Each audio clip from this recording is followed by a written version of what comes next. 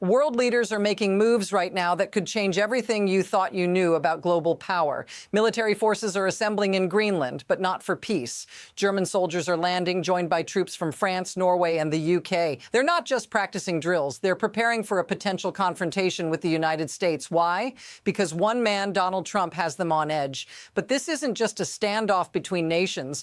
What if this is only the beginning of a much bigger conflict that could reshape the global order? Stick around, because you won't believe what happens next and why it matters to you. So what's really going on here? You might think this is just another military exercise in the Arctic, but it's much more than that. European nations, once cautious, are now openly preparing for the unthinkable, a military showdown with the U.S. over Greenland.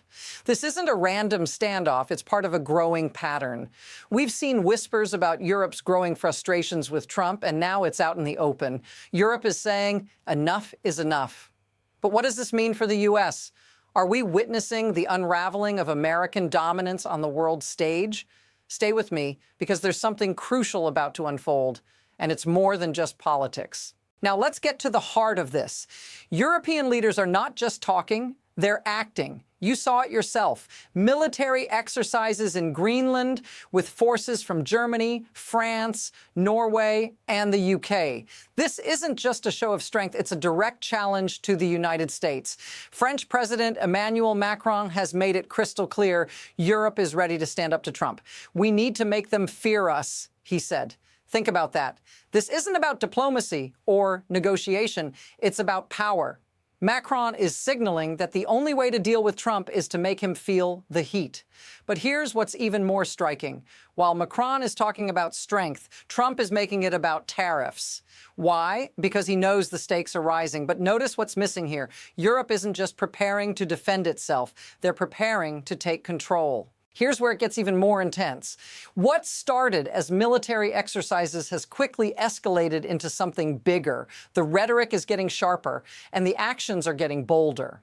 Remember when Macron said, we need to be feared? That wasn't just talk. It's a clear escalation from the typical diplomatic language we're used to. But let's compare this to something we've seen before. In the Cold War, tensions between superpowers led to military posturing, proxy wars, and the ever-present fear of escalation. We're seeing echoes of that now.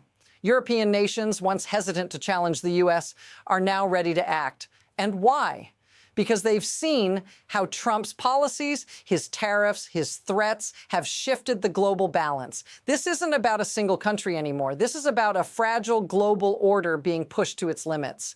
And the question is, how far are they willing to go? Let's look at the bigger picture. What Trump wants to do next could change everything. His focus? Greenland. He's not just talking about securing military advantage, he wants full control. And here's the kicker. His administration has openly discussed tariffs on countries that refuse to support his agenda in Greenland. That's right, tariffs that are 7 times higher than what they'd normally pay. This isn't just a trade war, it's a power play. Trump is willing to make entire nations pay for not backing his bid for Greenland. But here's where the contradiction hits hard. While he's threatening Europe, he's making deals with China. And here's where it really flips the narrative. The more Trump doubles down on Greenland, the more the world starts to see him as a weakened leader, out of sync with the global power structure. And that, my friends, is a dangerous game to play. Things are happening fast, and the pressure is mounting. While Trump is obsessed with Greenland, Europe is taking bigger steps. And it's not just military posturing anymore. The United States is losing its grip on key alliances. Just look at what's happening in the Middle East.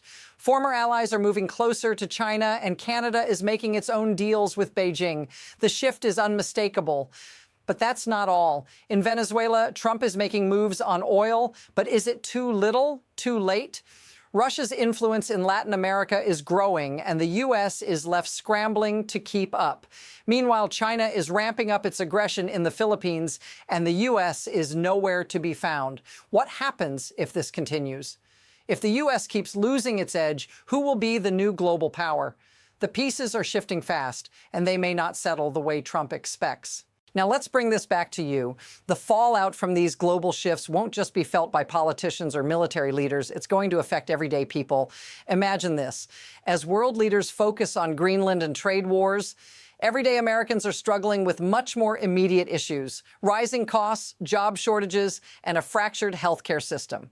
Trump's fixation on global power grabs means that critical domestic issues are being ignored. Take education, for example. Half of America's kids can't read or do math at grade level.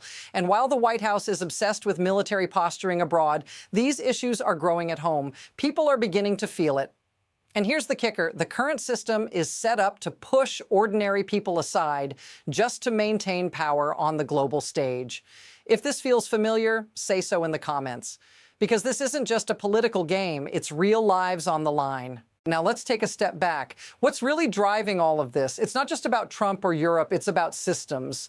The global power game isn't a simple clash of nations. It's about incentives, leverage, and fear.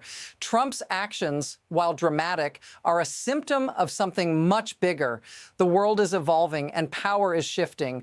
China's growing influence isn't just about military might. It's about strategic positioning, trade, and leveraging global connections. The U.S., on the other hand, seems to be stuck in a cycle of short-term transactional decisions. The question is, how long can a nation like that stay on top when the world is changing so quickly? What we're seeing is a system where power is no longer defined by brute force alone. It's about building relationships, sustaining economic influence, and making decisions that last. The unsettling part? The U.S. might be falling behind in this new order. So where do we go from here? There are two paths that could shape the future, and neither one is certain. On one hand, the U.S. could double down on its military presence, push harder for control over Greenland, and risk alienating more of its allies. This could trigger a domino effect. Nations might start to distance themselves, forming new alliances that don't include America. On the other hand, the U.S. could shift its focus back to strengthening its internal systems, investing in infrastructure, education, and the workforce. If America invests in its people, it could regain global influence, not by force, but by innovation and cooperation. But here's the catch: the window for that shift is closing fast. Europe is already making moves, China is strengthening its grip, and the world is watching closely. The next move will determine whether the U.S. remains a superpower or fades into the background. And the worst part? The decisions are already being made behind closed doors. Here's the bottom line. The world is changing, and America is at a crossroads.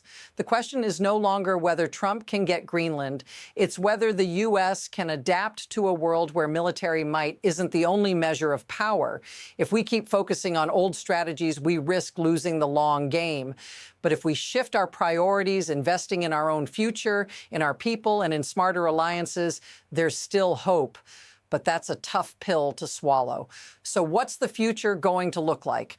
One thing's for sure: the next few years will determine if the U.S. can reclaim its place on top. Make sure you don't miss the next deep dive, because the story is far from over. Hit subscribe to stay plugged into the analysis that'll keep you ahead of the curve.